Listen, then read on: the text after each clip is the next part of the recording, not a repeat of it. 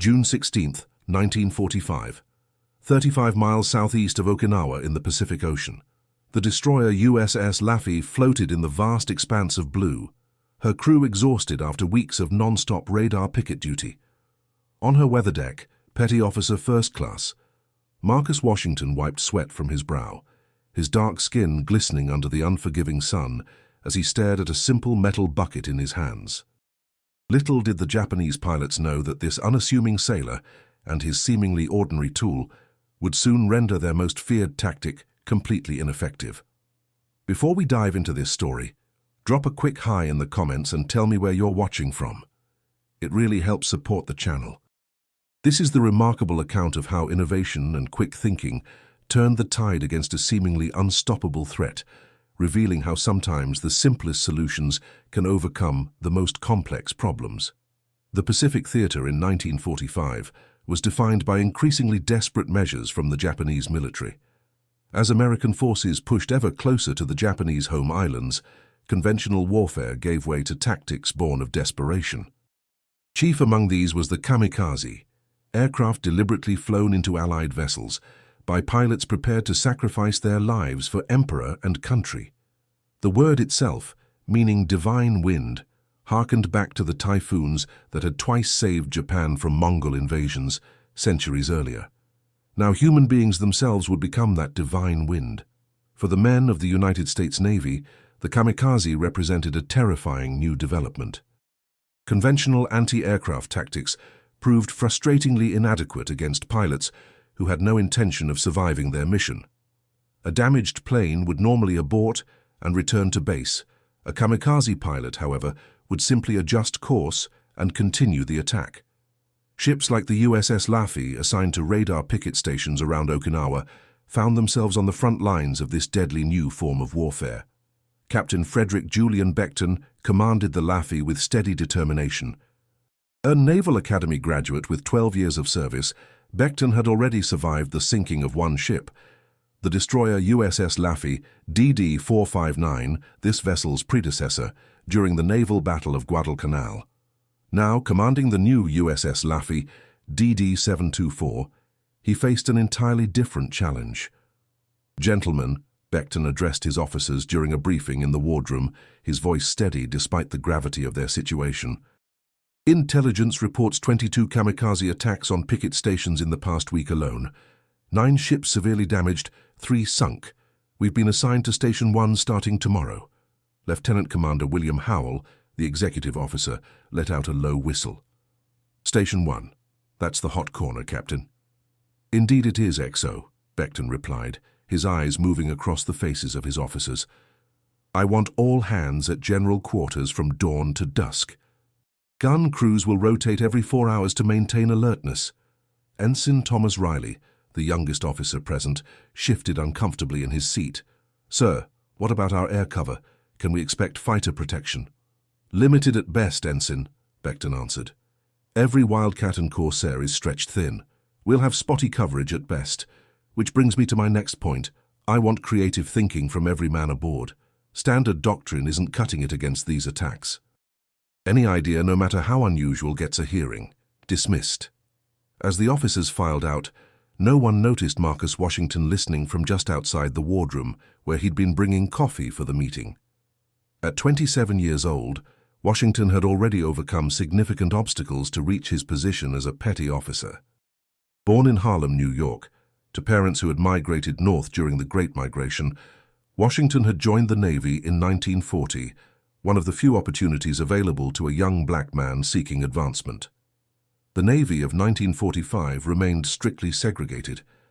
Black sailors were predominantly assigned to the steward's branch, serving food and performing other service duties for white officers. Washington had initially been assigned such duties, but had demonstrated such exceptional mechanical aptitude that he'd eventually been reassigned to damage control, one of the first black sailors to serve in that capacity aboard a destroyer. "Creative thinking, huh?" Washington muttered to himself as he collected the empty coffee cups.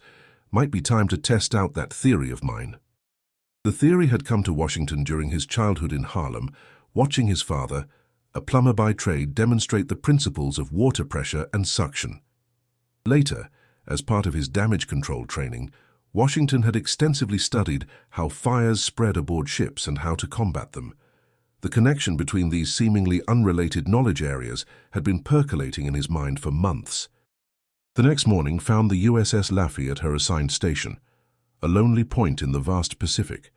Radar picket duty involved sailing in a predictable pattern, deliberately making the ship visible to detect approaching Japanese aircraft before they could reach the main fleet and the vulnerable transport ships supporting the Okinawa invasion. Chief Gunner's mate Vernon Richards stood at his station by the main 5-inch gun turret, binoculars scanning the horizon. Richards, a crusty veteran from Mississippi, had initially been skeptical when Washington had been assigned to his damage control team. Over months of working together, however, a grudging respect had developed. "Morning, Chief," Washington greeted, carrying what appeared to be a collection of metal parts. Richards lowered his binoculars. "What in tarnation are you lugging around, Washington?"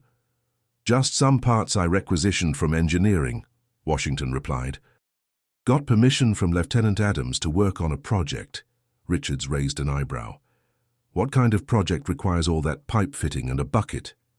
"Something that might save our lives," Washington answered, continuing toward his workstation near the aft section of the ship. Throughout that day, as the Laffey maintained her patrol, Washington worked steadily on his contraption. Several sailors stopped to observe his work, most offering good-natured ribbing about his secret weapon. "Is that supposed to bring down a zero?" joked seaman Robert Thompson. "Looks more like something my grandma would use to mop the floor." Washington took the comments in stride. "Maybe so, Thompson, but sometimes the simplest things work when nothing else will." By late afternoon, Washington had completed the initial version of his device. It consisted of a modified fire hose nozzle attached to a pivoting stand, connected to the ship's firefighting water system with a specially designed bucket attachment at the business end. He approached Lieutenant Adams, the damage control officer who had approved his project. "It's ready for testing, sir," Washington said, standing at attention. Lieutenant John Adams, a fair-minded officer from Connecticut, had been one of Washington's strongest advocates aboard ship. He examined the contraption with a critical eye. "Explain the theory again, Washington," he said. "How is this supposed to work against an aircraft?" Washington pointed to the bucket component. "When a kamikaze approaches, sir, it's already committed to the attack. No amount of damage will turn it away. But what if we could blind the pilot completely? This modified nozzle creates a specialized spray pattern that, when properly directed, produces a wall of water dense enough to completely obscure visibility." Adams frowned. "We've tried fire hoses before, Washington. The spray dissipates too quickly in the air." "That's where my modification comes in, sir," Washington explained eagerly. "The bucket shape creates a specific flow pattern that concentrates the water into a much denser cloud. I calculated the dispersal based on my father's plumbing lessons and what I learned in damage control school. It won't stop the plane physically, but if the pilot can't see the ship, he might miss entirely," Adams finished, beginning to understand. "But the timing would have to be perfect." "Yes, sir, too early and the water dissipates, too late and, well..." Washington let the implication hang in the air. Adams considered for a moment. "It's unorthodox, but the captain did ask for creative thinking. I'll arrange a demonstration for tomorrow morning."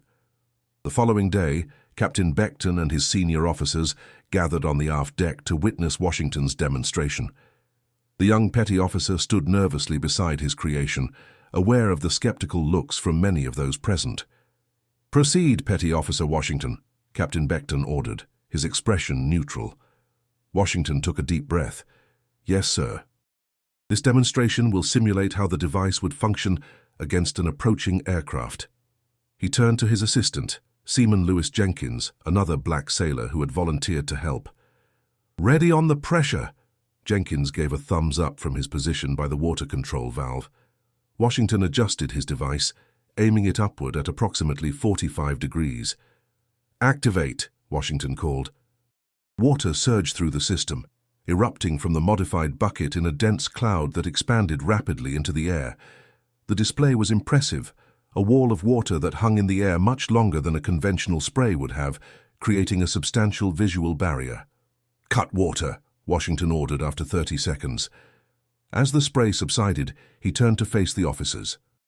At normal kamikaze approach speeds, this wall of water would create approximately 3 to 4 seconds of complete visual impairment for the pilot. Given that the final approach is the most critical for accuracy, this could mean the difference between a direct hit and a miss. Captain Becton stepped forward, examining the device more closely. The water consumption must be substantial. Yes, sir, Washington acknowledged, but it's a targeted burst, not continuous use. Our pumps can handle it easily for the duration needed. Commander Howell spoke up. What about multiple aircraft approaching from different vectors? We would need several units positioned strategically around the ship, Washington admitted. This is just the prototype. A murmur ran through the assembled officers. Some appeared intrigued, others remained doubtful. Captain Becton silenced them with a raised hand. Ingenious thinking, Washington, he said. But unproven in actual combat conditions. I cannot divert resources to building multiple units without evidence it works. He paused, considering. Your device will remain in place. If we face a kamikaze attack, you are authorized to employ it. Based on those results, I'll make a decision about expanding the system. Washington stood at attention. Thank you, sir. As the officers dispersed, Chief Richards approached Washington. Clever idea, son. Let's hope we never have to test it for real. Washington nodded, but both men knew the reality of their situation. At Radar Picket Station 1, it wasn't a question of if they would face kamikaze attacks, but when. The answer came just 2 days later. General quarters, all hands man your battle stations. The announcement blared throughout the ship at 0700 hours, sending sailors scrambling to their positions. In the Combat Information Center, radar operators had detected a large formation of aircraft approaching from the northwest, from the direction of Japan. The combat air patrol of American fighters moved to intercept, but it was immediately clear that some would get through. Captain Becton's voice came over the ship's communications system. All hands, this is the captain. Radar shows approximately 15 aircraft inbound, likely including kamikazes. Stand by your stations and remember your training, that's all. Washington and Jenkins hurried to their position by the water control station, preparing the makeshift anti-kamikaze device. Chief Richards passed by, heading to his gun station. Looks like you'll get your chance to try out that contraption, Richards called. Washington gave a tense nod. Never wanted to be right about this, Chief. Over the next 20 minutes, the tension aboard the Laffey built to an almost unbearable level. Reports filtered in from the CIC as the American fighters engaged the incoming Japanese aircraft. Several were shot down, but others broke through. Bogies bearing 270, 8 miles and closing, came the announcement. The 5-inch guns of the Laffey opened fire, sending shells screaming toward the approaching aircraft. The smaller 40mm and 20mm guns would join once the targets came within range. Washington positioned himself by his device, hand on the control valve. Jenkins stood ready at the pressure pump. Both men's faces were slick with sweat, despite the relatively cool morning air. Bandits, 3 incoming, bearing 245, 4 miles. The voice over the loudspeaker was tense but controlled. They're coming in from the port quarter, Washington said to Jenkins. We'll need to reposition. The 2 men quickly wheeled their apparatus to face the approaching threat. All around them, the ship's anti-aircraft batteries thundered. The noise was deafening, the acrid smell of cordite filling the air. Through breaks in the smoke, Washington caught glimpses of the approaching aircraft, Zeros modified for kamikaze attacks, diving from different angles toward the Laffey. One was hit by anti-aircraft fire, erupting into flames but continuing its dive. "That one's still coming," Jenkins shouted above the din. Washington tracked the burning aircraft. It was coming in low over the water, aiming directly for the Laffey's port side. Despite the damage, the Japanese pilot maintained control, committed to completing his mission. "Ready on the water," Washington called. Jenkins gave a thumbs up. As the burning Zero closed to within 500 yards, Washington made his final calculations. Timing would be everything. Too soon, and the water would disperse before the aircraft reached it. Too late, and the pilot would already have locked onto his target point. 3, 2, 1, Now! Jenkins threw the valve fully open. Water surged through Washington's modified nozzle, erupting into a dense cloud directly in the path of the approaching Kamikaze. The wall of water hung in the air, substantially thicker than regular spray would have been. The burning Zero flew directly into the water cloud. For a heart-stopping moment, Washington lost sight of the aircraft completely. When it emerged on the other side, its trajectory had shifted subtly, just enough. The Kamikaze passed along the port side of the destroyer, missing by mere yards before crashing into the ocean beyond. A cheer went up from nearby sailors who had witnessed the miss. "It worked!" Jenkins exclaimed, his eyes wide with disbelief. "No time to celebrate," Washington replied, already repositioning the device. "There are more coming."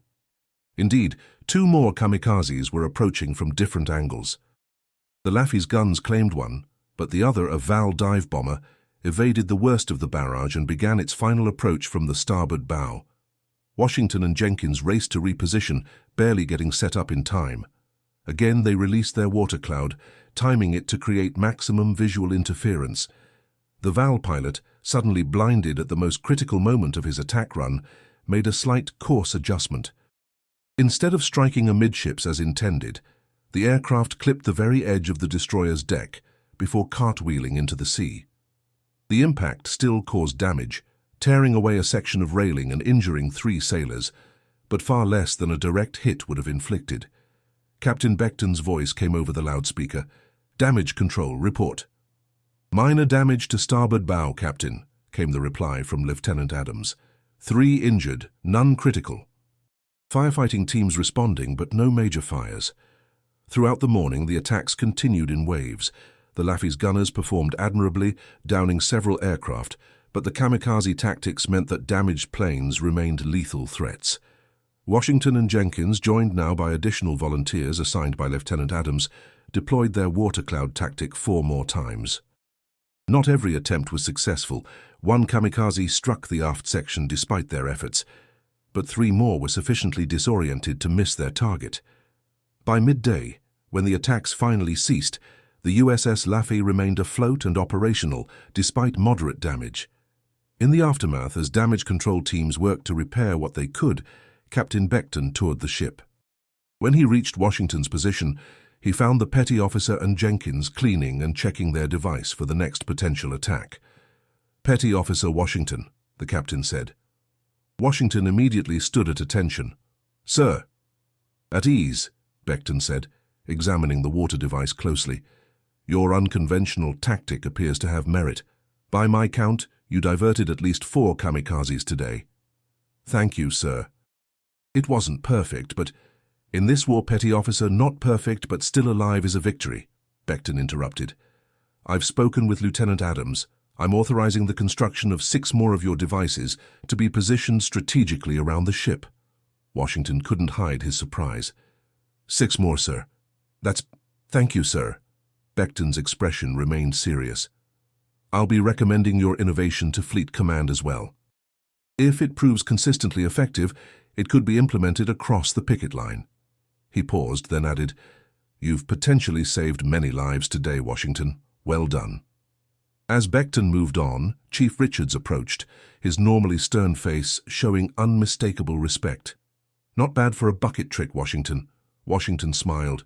"Sometimes the simplest solutions are the best ones, Chief."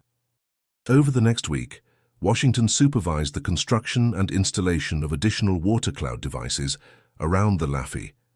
Engineering fabricated improved versions based on his original design, with more durable components and better water flow control. Crew members who had initially mocked his bucket trick now volunteered to help with the installations.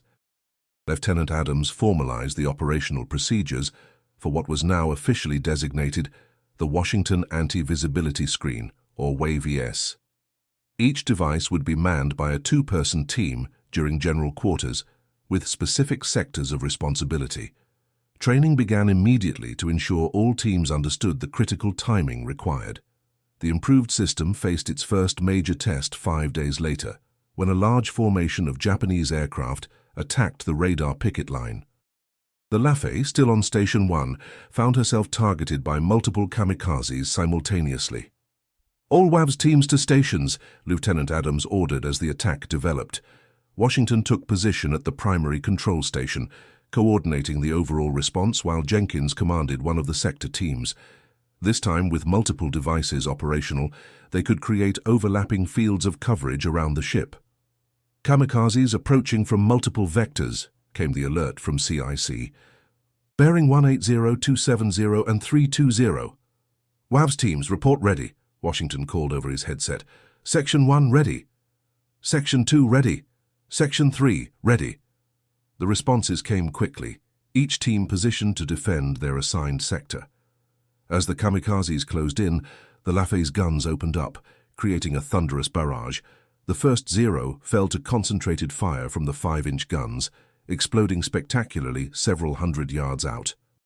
2 more, however, pressed their attacks, corkscrewing through the anti-aircraft fire, in the way Japanese pilots had learned might help them evade the worst of it. Section 2, stand by, Washington ordered. Target approaching your sector. Ready, came the response from Seaman Garrity, a formerly skeptical gunner who had volunteered for WAVS duty after witnessing the system's effectiveness. Deploy on my mark. 3, 2, 1. Mark. Sections 2 and 3 deployed their water screens simultaneously, creating a dense visual barrier that completely obscured the ship from the approaching pilots at the critical moment of their final approach. Both aircraft missed their targets, one overshooting the Laffey entirely, the other striking the water just yards from the hull, close enough to spray the deck with seawater, but causing no significant damage. A third Kamikaze, approaching from the port quarter, encountered the same fate when Section 1 deployed their water screen at Washington's command. The Japanese pilot, suddenly blinded at the most crucial moment, missed the destroyer by mere feet. By the end of the engagement, the WAVS teams had successfully diverted all 6 Kamikazes that had made it through the anti-aircraft screen. For the first time since taking up her position at Radar Picket Station 1, the USS Laffey had survived a major kamikaze attack without suffering a direct hit. In the ship's wardroom that evening, Captain Beckton called a meeting of all officers. The mood was cautiously celebratory, though tempered by the knowledge that they remained in dangerous waters. "Gentlemen," Beckton began, "today marks a significant development in our defensive capabilities. The Washington system has proven its worth beyond any doubt." He nodded toward Lieutenant Adams. "Lieutenant, please ensure a complete report is prepared for Fleet Command immediately. Include technical specifications and operational procedures." "Aye, sir," Adams replied. "I've already begun drafting it." Commander Howell spoke up. "Captain, what about Washington himself? Surely this merits recognition." Beckton nodded thoughtfully. "Indeed it does, XO. I'll be recommending Petty Officer Washington for a commendation. His innovation may well change the nature of our defense against kamikaze attacks throughout the fleet." Word of the bucket trick spread quickly among the picket ships. Within days, officers from other destroyers were requesting details on the system's construction and operation. Washington suddenly found himself instructing visiting engineering officers on the principles behind his invention. For a black sailor in the segregated Navy of 1945, this level of recognition was unprecedented. Most of the officers treated Washington with newfound respect, though some still maintained their distance, uncomfortable with the social implications of a black man receiving such attention. Chief Richards observed these interactions with interest. One afternoon, as Washington concluded a briefing for visiting officers from the USS Kasang Young, Richards approached him. "You know what you've done here, don't you, Washington?" he asked, his voice low. Washington looked at him questioningly. "Designed an anti-kamikaze system, Chief?" Richards shook his head. "More than that. You forced men to see beyond the color of your skin. That might be an even bigger accomplishment than saving ships." Washington considered this. "I just did my job, Chief. Came up with an idea that worked." "And in doing so, you've changed minds," Richards replied. "Not all of them, not yet, but it's a start." The recognition continued to build. Admiral Richmond Kelly Turner, commander of the Fifth Fleet, sent a personal message commending the innovation. Soon after, orders arrived for Washington to temporarily transfer to the command ship, to brief senior officers on the system, and oversee the implementation of similar devices throughout the picket line. Before departing, Washington stood at the rail of the Laffey, looking out over the endless Pacific. Jenkins joined him there, handing him a cup of coffee. "Never expected a simple idea would lead to all this," Washington said quietly. Jenkins nodded. "My grandfather used to say that the right idea at the right moment can change everything." "I just hope it saves lives," Washington replied. "That's what matters most." "It already has," Jenkins said, "and not just on this ship." As Washington prepared to board the launch that would take him to the command ship, Captain Beckton approached for a farewell. "Petty Officer Washington," he said formally, then his tone softened slightly. "Your innovation has already been credited with saving at least 3 ships from serious damage. That translates to hundreds of sailors who will return home after this war who might otherwise not have." Washington stood at attention. "Thank you, sir. That means more than any commendation." Beckton extended his hand, an unusual gesture from a captain to an enlisted man, particularly a black sailor in 1945. "Sometimes the simplest solutions are the most brilliant, Washington. Never forget that." As the launch pulled away from the Laffey, Washington looked back at the ship that had been his home. On the deck, he could see the silhouettes of the WAVS devices positioned around the vessel, his bucket trick that had confounded the determined Kamikaze pilots. 6 simple water dispersal systems that had changed the equation in one small corner of a vast global conflict.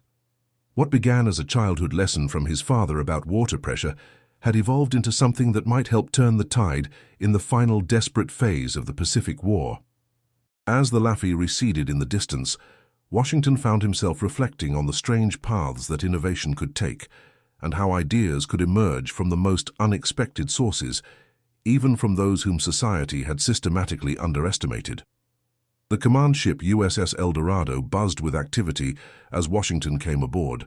As the flagship for amphibious operations in the Okinawa campaign, it served as the nerve center for the entire invasion force. Admiral Turner's staff had arranged for Washington to present his anti-kamikaze system to a gathering of senior officers from across the fleet. Lieutenant Commander James Forrester, the officer assigned to escort Washington, met him at the accommodation ladder. "Petty Officer Washington, welcome aboard the El Dorado. I'm to take you directly to the briefing room. Admiral Turner's staff is assembled and waiting." Washington swallowed hard. "The Admiral himself will be there, sir." "Indeed. Your system has attracted attention at the highest levels," Forrester replied, leading Washington through the labyrinthine passageways of the command ship. "We've lost too many good ships and men to these kamikaze attacks. Any countermeasure showing promise gets immediate attention." As they walked, Washington became acutely aware of the stares from passing crew members. A black petty officer being escorted by a lieutenant commander was an unusual sight. Some looks contained curiosity, others thinly veiled disapproval. Washington had grown accustomed to such reactions throughout his naval career, but that didn't make them any easier to bear. The briefing room fell silent as Washington entered. Around a large table sat approximately 20 officers, ranging from lieutenants to captains, with Admiral Turner himself at the head. The Admiral, known for his aggressive tactics and no-nonsense approach, fixed Washington with an appraising stare. "Petty Officer Washington," Turner said, his voice carrying the authority of a man responsible for thousands of lives. "I understand you've developed a system that's confounding these kamikaze attacks. Captain Beckton speaks very highly of its effectiveness." Washington stood at attention. "Yes, sir. Thank you, sir." "At ease, Petty Officer. This isn't a formal inspection," Turner said with the hint of a smile. "What we need is information. Tell us about this system of yours." Taking a deep breath, Washington moved to the chalkboard at the front of the room. For the next 30 minutes, he explained the principles behind the WAV system, the water pressure calculations, the specialized nozzle design, the bucket modification that created the unique spray pattern, and most importantly, the precise timing required for maximum effectiveness. "The key, gentlemen, is understanding the psychology of the kamikaze pilot," Washington explained. In the final seconds of his approach, he's completely focused on his target. His entire mission depends on visual acquisition. If we can disrupt that visual link at precisely the right moment, even for just 2 or 3 seconds, it forces him to make adjustments based on his last clear visual reference. Those adjustments, even slight ones, can mean the difference between a direct hit and a miss. Captain Harold Wilson from the USS Gwyn raised his hand. What about when multiple aircraft approach simultaneously from different vectors? How many of these devices would a ship require for adequate protection? Based on our experience aboard the Laffey, sir, I would recommend a minimum of 6 units for a destroyer-class vessel, Washington replied, positioned to provide overlapping fields of coverage around the ship's most vulnerable points. For nearly an hour, the questions continued. Washington answered each one with confidence, born from his hands-on experience with the system. He noticed that as the briefing progressed, the initial skepticism he'd detected in some officers' expressions gradually gave way to genuine interest. Finally, Admiral Turner spoke again. Petty Officer Washington, I've seen many proposed countermeasures against these kamikaze attacks. Most were overly complex or required resources we simply don't have. What impresses me about your system is its simplicity and effectiveness using materials readily available on every ship in the fleet. He turned to his Chief of Staff. Commander Phillips, I want technical specifications for the Washington system distributed to every ship in the 5th Fleet within 48 hours. Priority goes to picket ships and vessels on the outer defensive perimeter. Aye, sir, Phillips responded, making notes. Turner addressed Washington again. You'll remain temporarily assigned to my staff to oversee implementation. Work with Commander Phillips to establish training protocols for crew members who will operate these systems. Any resources you need, you'll have. Thank you, sir, Washington replied, struggling to maintain his professional demeanor despite his astonishment at this unexpected turn of events. As the meeting adjourned, several officers approached Washington individually, asking specific questions about implementation on their vessels. The atmosphere had shifted notably. These men were now treating him primarily as a valued technical expert rather than a black sailor who had somehow found himself in their presence. Over the following days, Washington worked tirelessly with engineering teams to adapt his system for different classes of ships.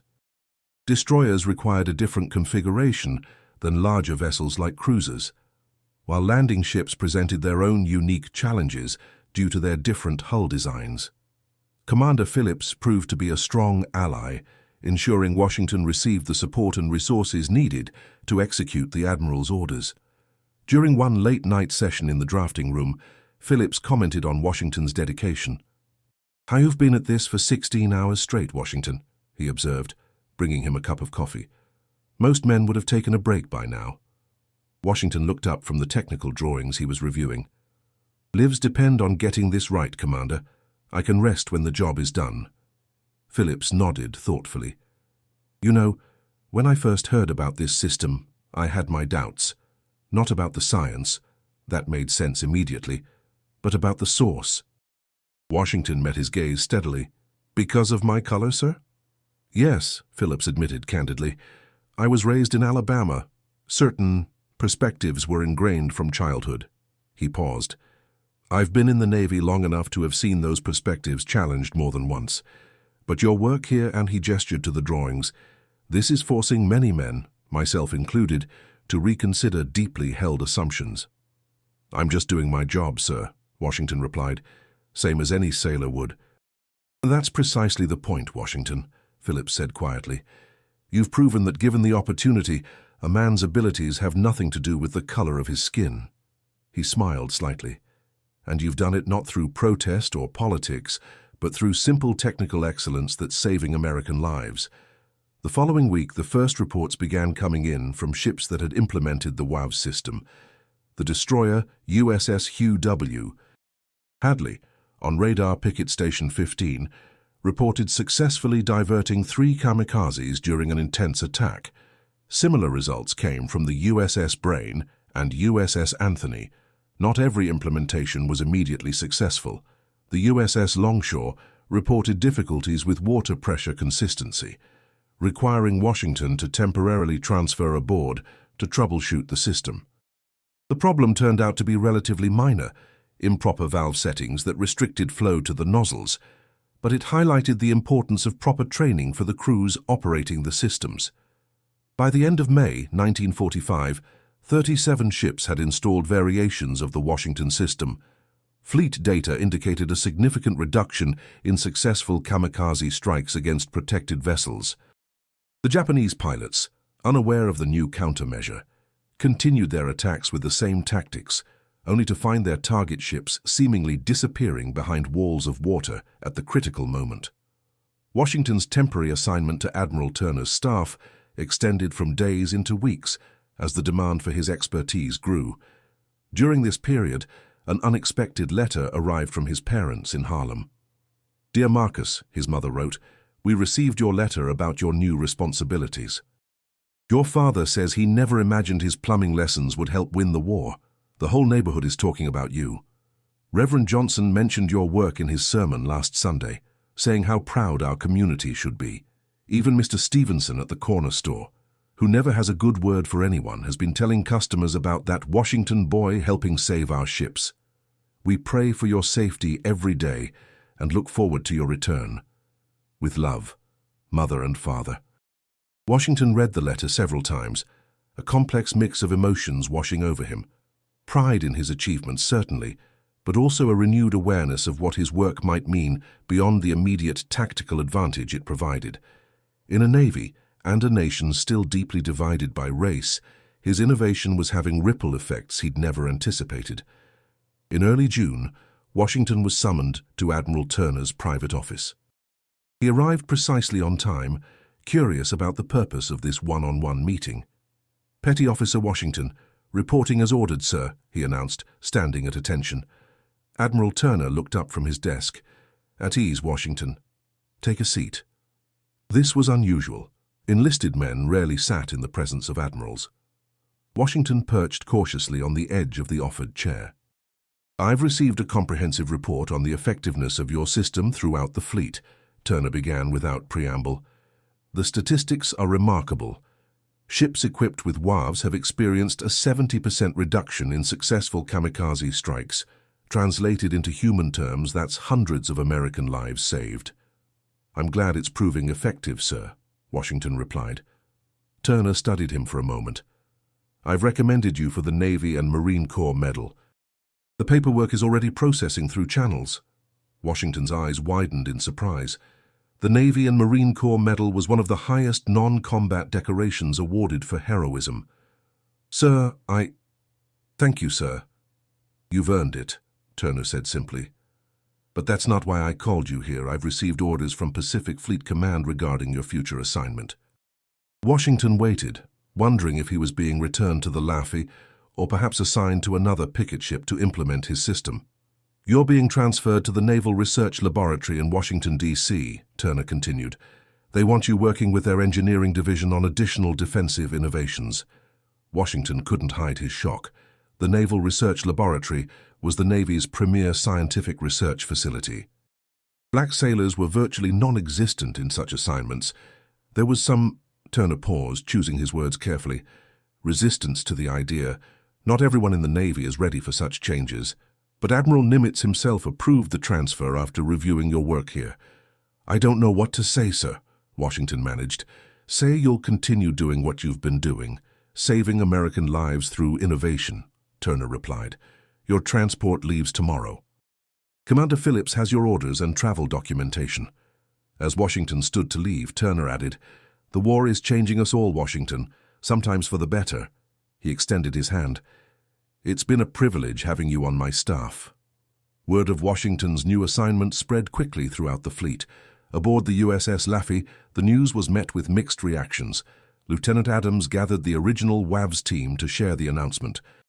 "So he's going to be some kind of big-shot scientist now?" Seaman Garrity asked, a hint of resentment in his voice.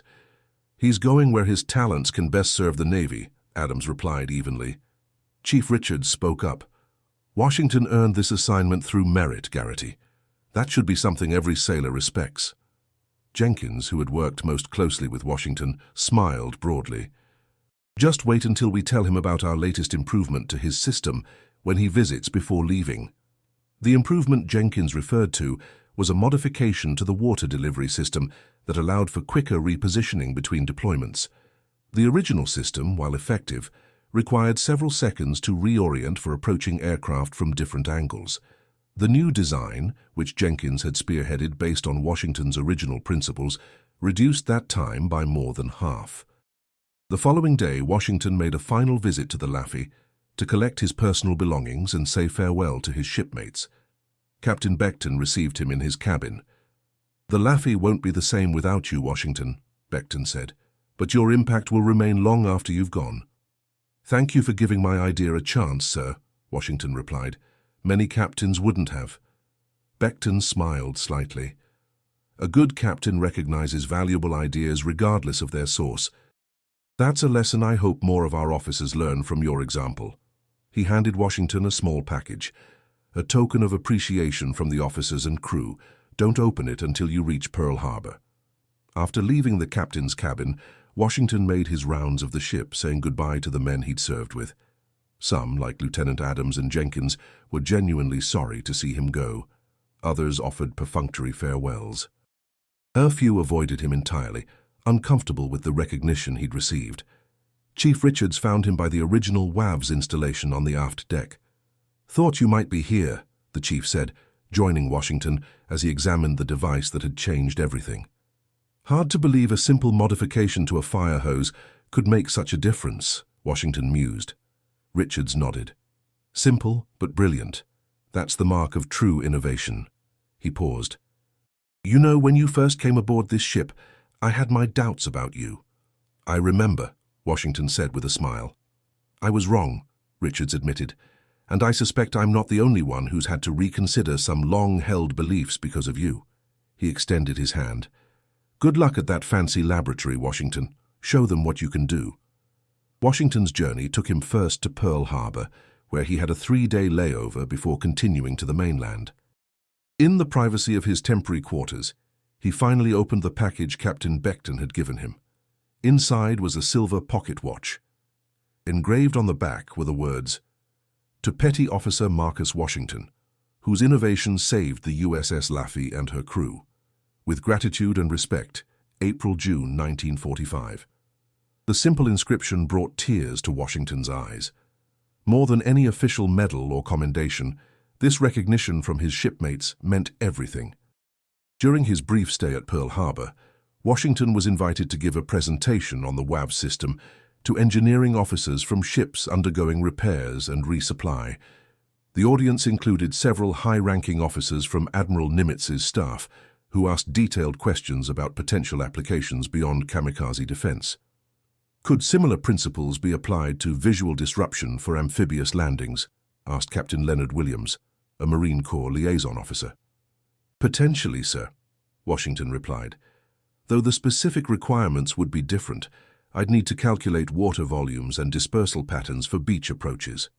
"That's exactly the kind of thinking we need at the research laboratory," Williams commented. "Sometimes fresh perspectives lead to breakthrough innovations." After the presentation, as Washington was gathering his materials, a young ensign approached him somewhat hesitantly. "Petty Officer Washington, my name is Ensign David Chen. I serve aboard the USS Cassine Young." Washington recognized the ship name immediately. The Cassine Young had been one of the first vessels to implement his system after the Laffey. "We were attacked by 5 kamikazes last week," Chen continued. "Your system helped us divert 3 of them." He paused, seeming to struggle with his words. "My brother serves on the USS Evans. They didn't have your system yet. They were hit badly. 30 men lost." Chen extended his hand. "I just wanted to say thank you. If not for your innovation, I might not be standing here today." Washington shook the offered hand, deeply moved. "I'm grateful it helped, Ensign, and I'm sorry about the Evans." "They're installing your system now," Chen replied. "Too late for those 30 men, but it will save others." He smiled slightly. "You know what they're calling it? The Washington Shield. The name's spreading throughout the fleet." As his transport plane carried him eastward across the Pacific toward the United States, Washington reflected on the strange journey that had brought him to this point. From a childhood in Harlem, where opportunities for a young black man seemed severely limited, to the segregated Navy, where he'd initially been confined to serving food, to now being transferred to one of the most prestigious scientific facilities in the military, all because he'd remembered his father's lessons about water pressure and applied them creatively to a desperate situation. The war was still raging, though American forces continued their inexorable push toward the Japanese home islands. The kamikaze threat remained, but ships equipped with the Washington Shield were now far better protected against these suicide attacks. The system wouldn't win the war by itself, but it had changed the equation, saving countless lives in the process. Washington arrived at the Naval Research Laboratory in late June 1945. Despite his new official status, he still faced significant challenges. Some laboratory personnel were openly hostile to his presence, viewing it as an unwanted integration of their previously all-white domain. Others were merely curious about the enlisted man whose innovation had attracted such high-level attention. Dr. Harold Freeman, the civilian scientist assigned to work with Washington, initially maintained a professional distance. A physicist by training with extensive experience in naval applications, Freeman was skeptical about collaborating with someone who lacked formal scientific education. "I understand you've developed an effective anti-kamikaze system, Petty Officer," Freeman said during their first meeting, his tone politely neutral. "But here at the laboratory, we approach problems through rigorous scientific methodology. Can you explain the hydrodynamic principles behind your device in mathematical terms?" The question was clearly designed to expose Washington's lack of formal training. Rather than becoming defensive, Washington took a piece of paper and began writing equations that described the water flow patterns his father had taught him, combined with principles he'd learned during his damage control training. Freeman watched with increasing interest. When Washington finished and pushed the paper across the desk, the scientist studied it carefully, his eyebrows rising in surprise. "These are essentially correct," Freeman acknowledged. "Where did you learn this?" "My father was a plumber," Washington explained. "He taught me about water pressure and flow dynamics from the time I was a boy. Later in the Navy, I expanded on that knowledge through damage control training." Freeman nodded slowly. "Practical knowledge applied innovatively. Sometimes that's more valuable than theoretical understanding alone." He extended his hand. "I think we can work together effectively, Washington." Over the following weeks, Washington and Freeman collaborated on refining the WAV system and exploring additional applications. They developed an improved version that required less water pressure while creating a denser visual barrier, making it viable for smaller vessels with limited pumping capacity. In mid-July, they received word that the latest version had been successfully tested aboard patrol torpedo boats operating close to the Japanese coast. These small, fast craft had previously been especially vulnerable to kamikaze attacks due to their limited anti-aircraft capabilities. The adapted Washington Shield had already saved at least 3 PT boats from direct hits. As news of the system's continued success spread, Washington began receiving correspondence from unexpected sources. Letters arrived from black churches and community organizations across America, many enclosing newspaper clippings about his innovation. The black press, in particular, had seized upon his story as an example of African American contribution to the war effort despite the barriers of segregation. "Your achievement demonstrates what we have long known," wrote the editor of the Pittsburgh Courier, one of the leading black newspapers. "Given equal opportunity, our people can contribute at the highest levels in any field of endeavor. Your bucket trick isn't just saving ships, it's helping build the case for full integration of our armed forces and our society." Washington found himself in an unexpected position, becoming a symbol for racial progress while simply trying to do his job. He had never sought this role, but increasingly understood its importance in the larger struggle for equality. In early August 1945, the nature of the war changed dramatically. American aircraft dropped atomic bombs on Hiroshima and Nagasaki, leading to Japan's surrender on August 15th. The kamikaze threat that had driven Washington's innovation suddenly disappeared, but his work at the Naval Research Laboratory continued. "The immediate crisis has passed," Dr. Freeman told him, "but the principles you've developed have applications beyond countering kamikaze attacks." Visual disruption techniques could be valuable in numerous naval scenarios. Washington nodded. I've been thinking about civilian applications as well. Modified versions could help fight fires in high-rise buildings or protect oil rigs from blowouts. Freeman smiled, always thinking ahead. That's why you belong here. In September 1945, 1 month after the war's end, Washington received formal notification of his Navy and Marine Corps Medal.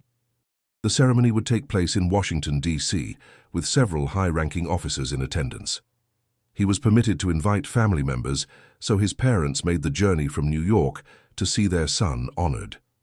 The day before the ceremony, Washington took his parents on a tour of the Naval Research Laboratory, proudly showing them the projects he was involved with. His father, Joseph Washington, a tall, dignified man with graying hair, examined the technical drawings with evident pride. "When I was teaching you about water pressure in our kitchen sink, I never imagined it would lead to all this," he said, shaking his head in amazement. His mother, Eleanor, squeezed his arm. "We always knew you were destined for important things, Marcus, even when others couldn't see it." The medal ceremony itself was a momentous occasion. In the presence of several admirals, including a representative from Admiral Nimitz's staff, Washington stood at attention as the citation was read aloud. "For exceptional courage, technical innovation, and devotion to duty while serving aboard USS Laffey from April to June 1945. Petty Officer Washington's development of an effective countermeasure against kamikaze aircraft saved numerous vessels and hundreds of American lives. His continued refinement of this system through scientific collaboration represents the highest traditions of the United States Naval Service." As the medal was pinned to his uniform, Washington caught his father wiping away a tear. Later, at a small reception following the ceremony, several officers made a point of speaking with Washington's parents, treating them with respect that would have been unimaginable just months earlier. Admiral William Johnson, who had presented the medal, approached Washington near the end of the reception. "I've been following your work at the laboratory, Washington. Very impressive." "Thank you, sir." Johnson lowered his voice. "There are changes coming to the Navy, Washington. President Truman is under increasing pressure regarding segregation in the armed forces.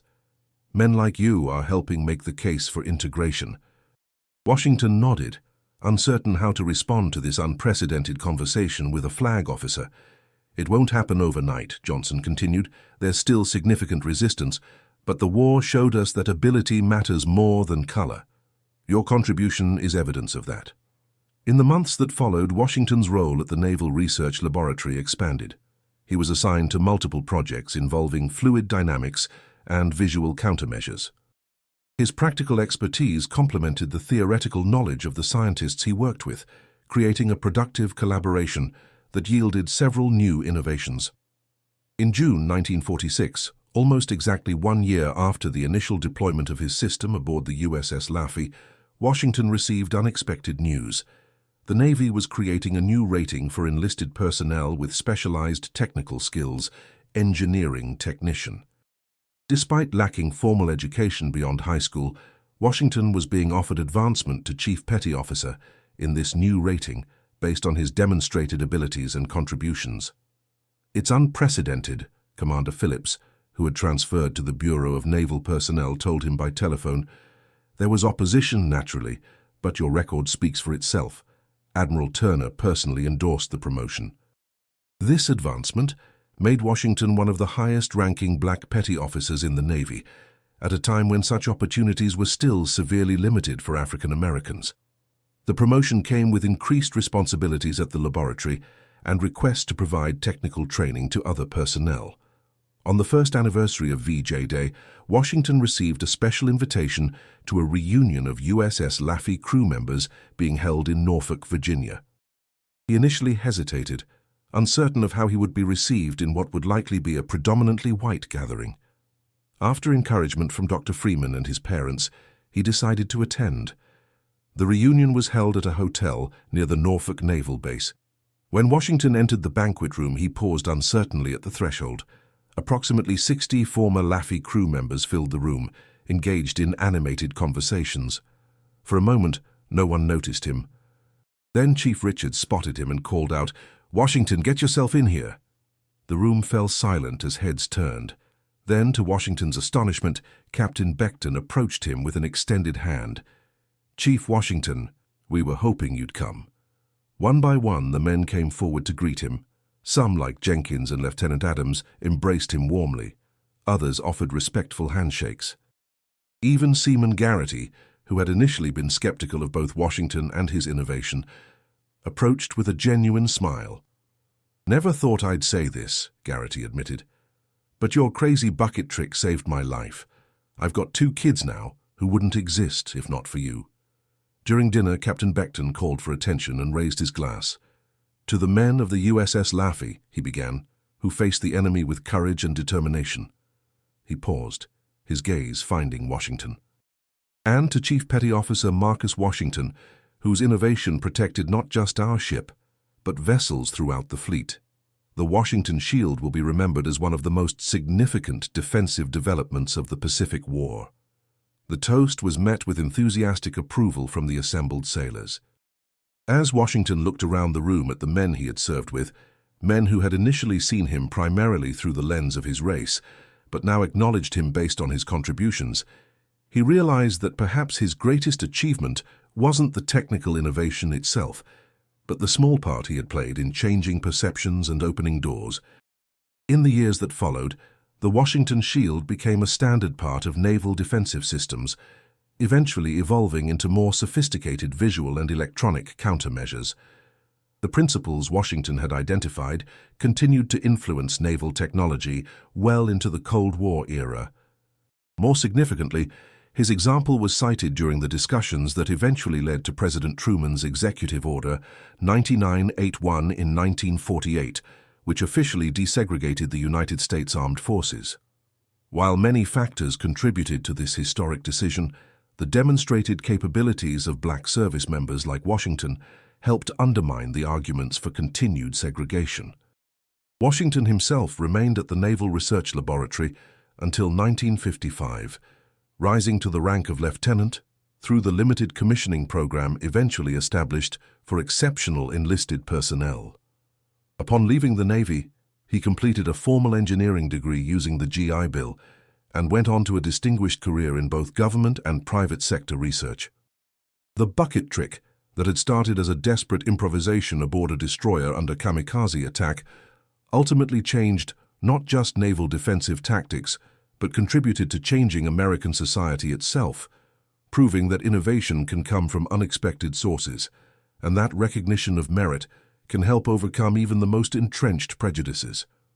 And that concludes our story. If you made it this far, please share your thoughts in the comments. What part of this historical account surprised you most? Don't forget to subscribe for more untold stories from World War II and check out the video on screen for another incredible tale from history. Until next time.